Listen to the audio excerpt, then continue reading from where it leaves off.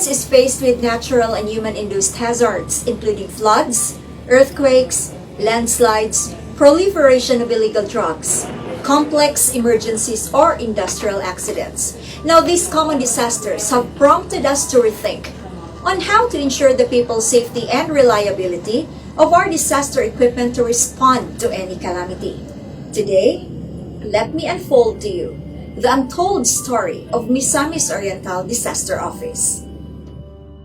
A police officer's life came to a standstill one tragic morning on November of 2018 when the vehicle he was driving was waylaid by motorcycle riding men at the Misamis Oriental Provincial Capital compound on Luna Street. As the news broke, responders from the nearby Provincial Disaster Risk Reduction and Management Office immediately came to the rescue.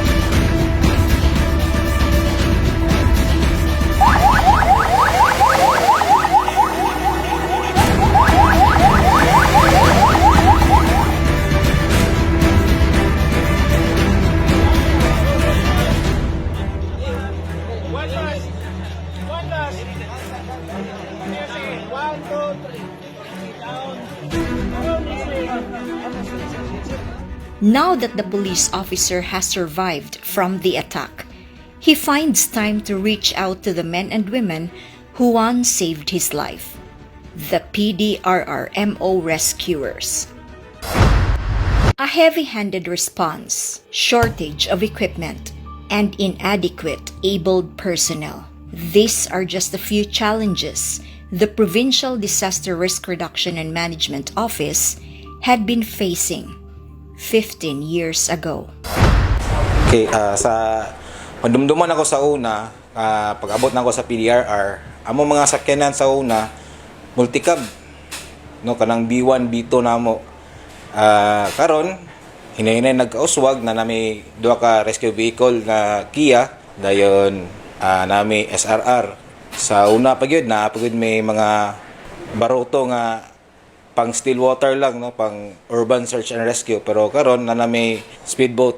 Sa mga gamit nag-improve na pod, spine board ra mo magamit for rescue. Karon na may kanang stretcher. Karon amo mga gamit nagkailaghan na may mga jump kits, na may mga pang trauma kits. So far ga-improve na gid ang PDRR karon.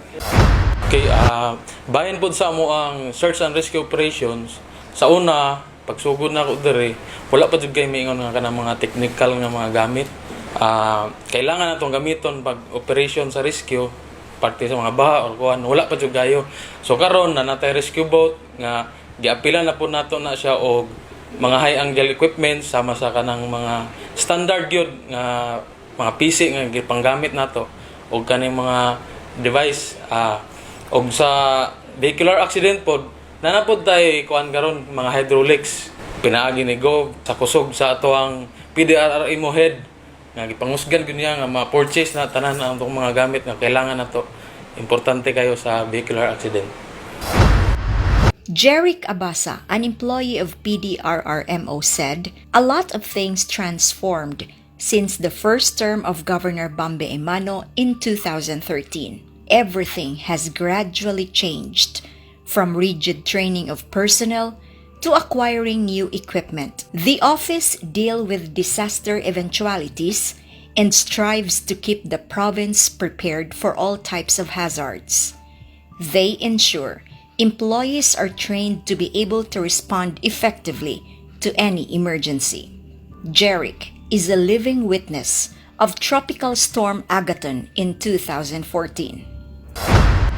Ang pinaka-girespondihan gyud namo katong tawag sa barangay, barangay tama sa Magsaysay nga 14 days nga walay na gid sila makaon gani ang ingon pa nila tawag sa isa ka kagawad at that time nga kanang gamay kaayo na lang tubo sa saging, ilan lang gidaginot motong nangaislag tabang kanggob through kang admin John Pakamalan at that time na nangay sila hinabang. So ang gihimo namo nagbuo si Sir John Pak's team, kami ang nag-adto dayon no.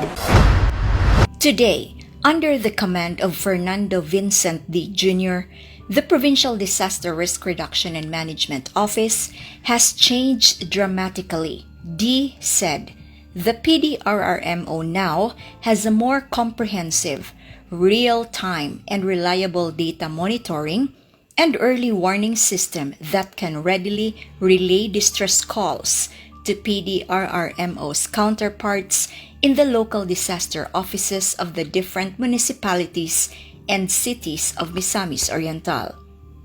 Through Governor Bambe Emano, who gives his all-out support to the office, they invest heavily on equipment that would make disaster response operations, may it be on land or in water, more efficient and effective.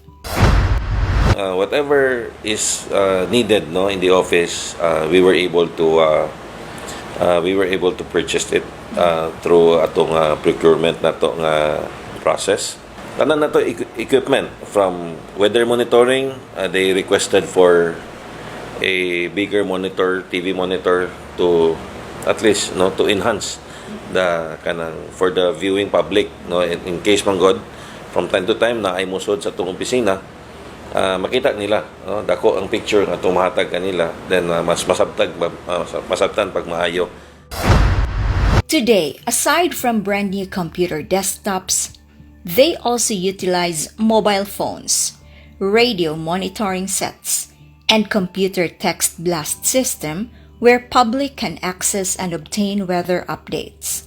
In fact, on April 2019, through Governor Bambe Emano's initiative, PDRRMO handed out a total of 84 base radios and portable handheld radios and distributed them to every police station in Misamis Oriental. This communication equipment is very useful for a rapid relay of emergency situation reports that need immediate action.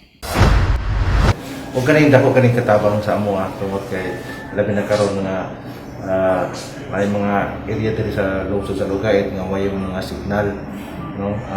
Actually gipanggamit usab kani namo sa among police operation labi na sa pagkontak sa mga barangay no, sa barangay kapitan no sa among lungsod sa Lugay. So kung may mga emergency cases no, labi na katong mga nangaging mga katuigan na may mga pagbaha sa atong lugar, kanina nakahatag kani napuntabang sa pag-immediate o paghatag sa impormasyon o balita sa kabarangayan o sa among sakop sa among lungsod sa Lugay.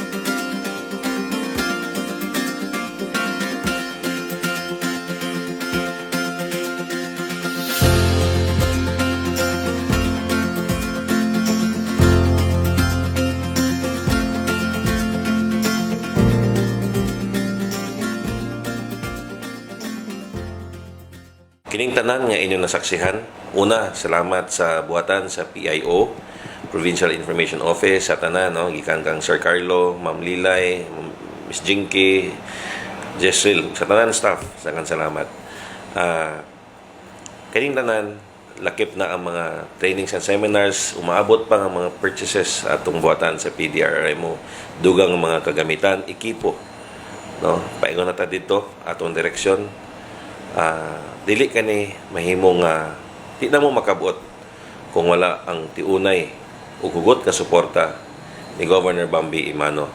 Sa GOB, on behalf of the men and women of PDRRMO, we would like to extend our deepest gratitude Thank you, Gob, sa tanan suporta o makaasa ka nga naa ang PDRRMO sa imong likuran. Daghan salamat. Obviously, we cannot stop all natural disasters from striking and the impact to the environment, the inhabitants, and the economy. But in every possible emergency situation, the Disaster Office works with partner agencies to develop a plan to respond effectively, efficiently, and immediately, even before disaster strikes and necessary recovery efforts are done. Jean Kirsi, PIO.